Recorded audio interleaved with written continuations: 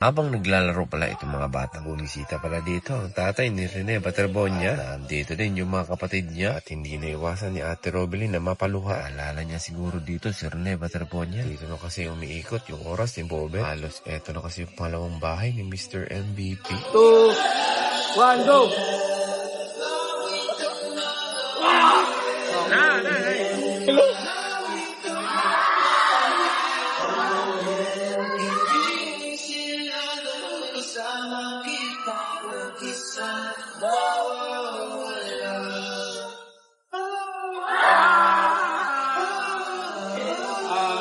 Make sure natin wala tayo makulit. Okay?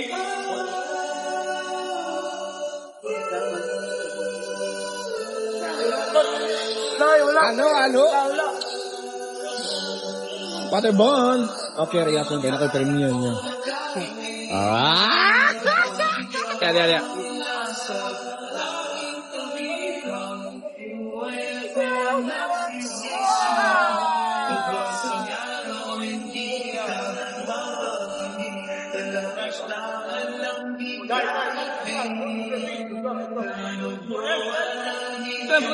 Lisaran, amin na ba? Ako na na yun.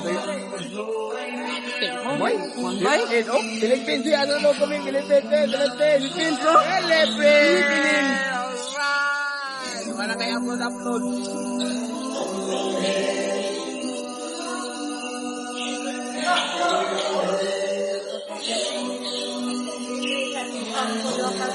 Wow! Grabe yun!